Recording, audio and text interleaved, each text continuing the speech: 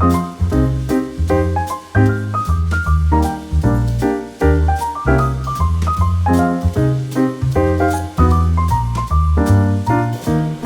guys, and welcome back to another video. Today's video is a part of a day in the life of homeschooling collaboration.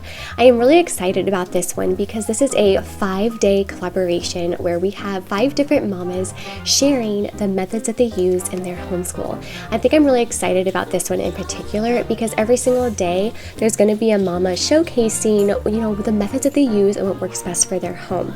And I love that every single homeschool is so just incredibly beautiful and unique. So as you watch this playlist, I will have it linked down below.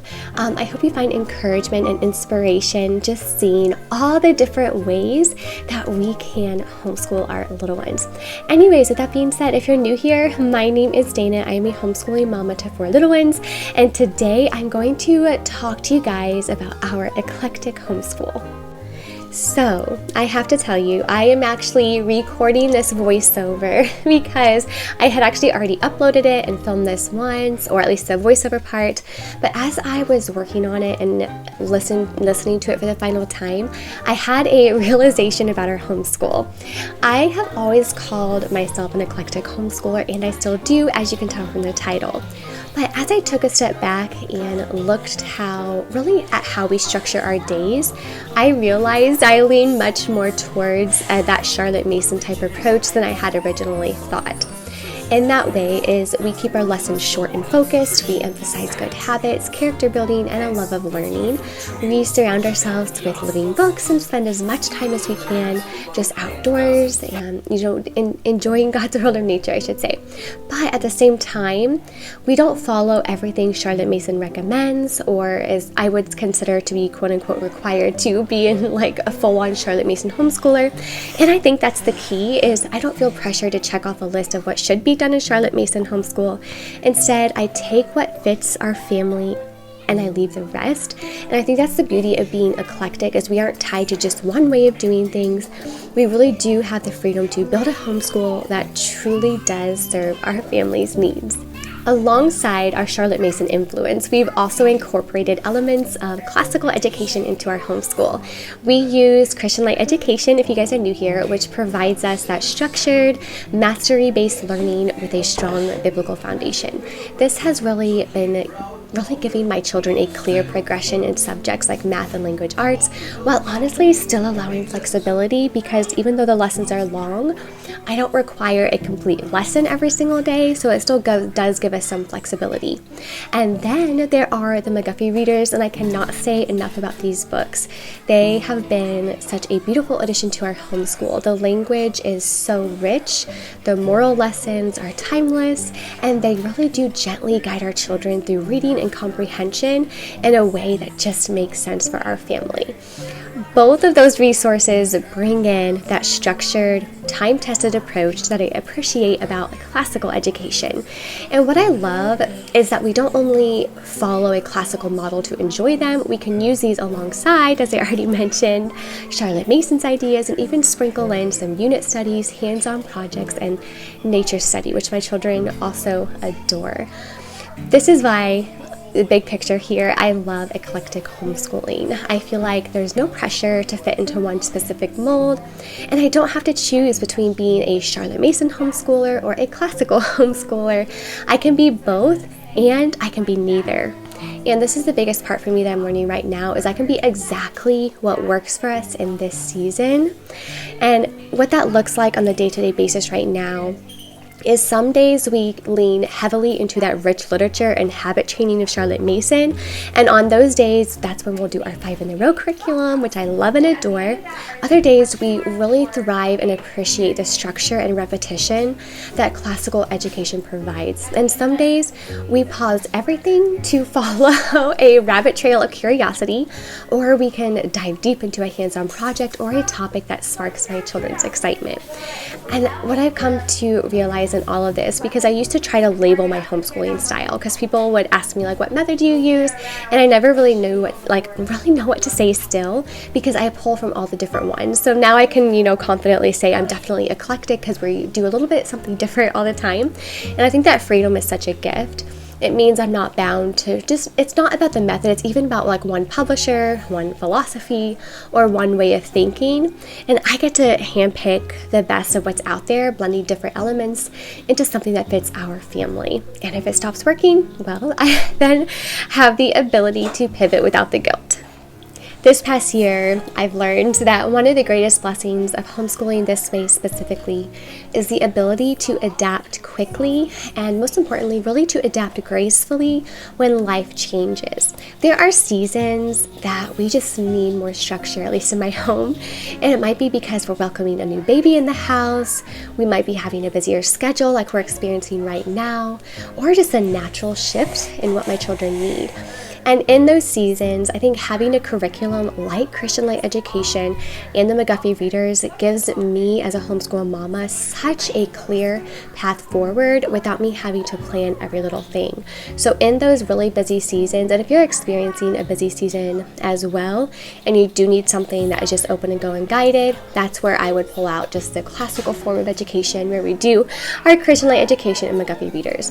But there are also seasons, especially in the winter. This is why I honestly love winter, because these are the seasons where we need to slow down, we need to savor our lessons, and we need to immerse ourselves in good books, nature, and creativity. And because we aren't locked into one method, we can do that too, which does require us to then pivot gracefully. This flexibility, I've learned, has really allowed us to create a homeschool that isn't just about checking off academic boxes, even though in those busy seasons of life, sometimes we have to do that. And I think that's okay to say as well, that sometimes we might just need to open the book and get the things done. And not every single day is going to have time for all the extracurriculars or all those beautiful, enriching things that we might love to have. And I think that's okay too.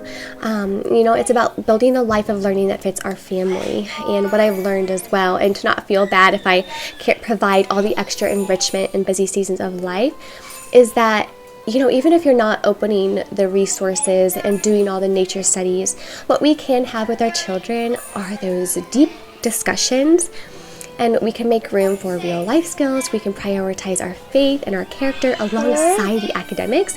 And I truly believe that that's one of the greatest gifts of homeschooling, is being able to do that. So on the seasons where we are busy, it's like, well, you know what? I still need to get dinner made. We still have to make this trip, or we still need to do this. We can still have all those rich discussions.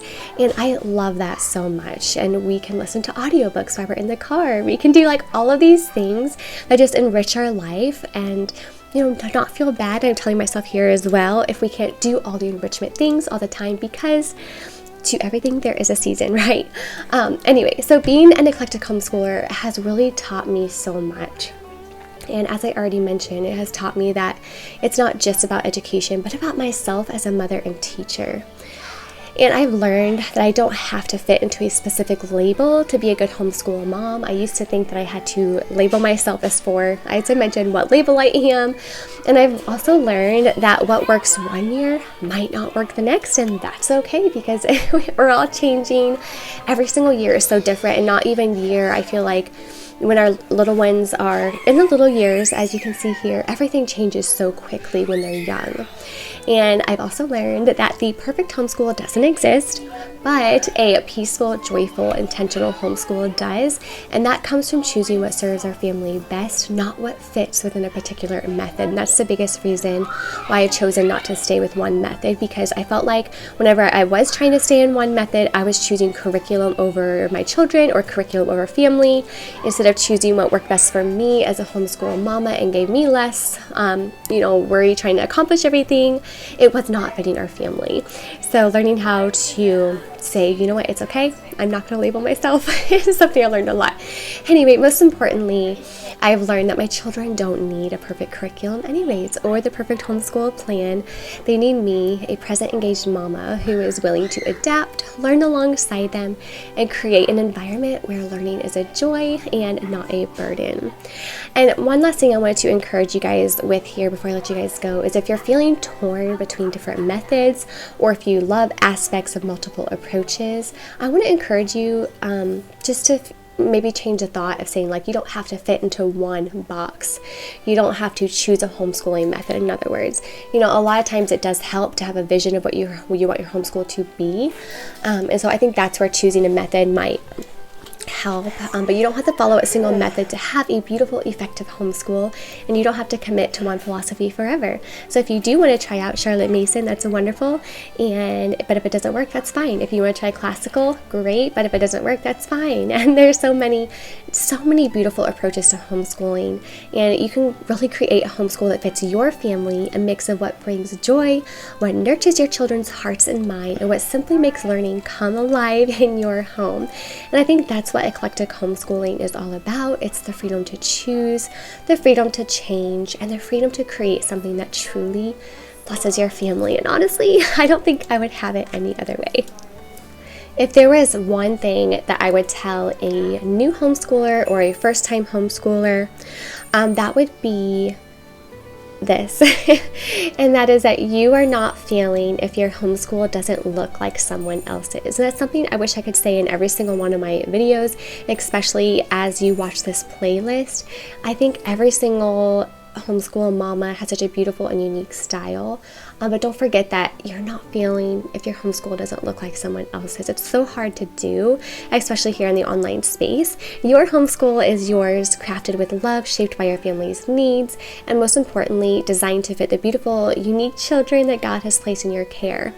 Definitely embrace the freedom, lean into what works, let go of what doesn't, and know that the best homeschool isn't the one that follows a perfect system. It's the one where your children are loved, nurtured, and encouraged to grow into who God made them to be. Well guys, thank you so much for being here and for watching today's video. If you enjoyed it, I would love to have you go over to Hannah Gravel's YouTube channel. I will have that link down below. Be sure to go over there, say hello, and subscribe, because tomorrow she is going to be sharing her homeschool day in the life and what method she uses. I am incredibly excited because if you are not already subscribed to Hannah, she is again a fellow homeschool mama, but she also shares just some incredibly encouraging content on intentional rhythms in homeschool, and I also really enjoy her non-toxic living content. So be sure to go over there, say hello on her video tomorrow, and until my next one, you guys have a wonderful day and God bless. Bye guys.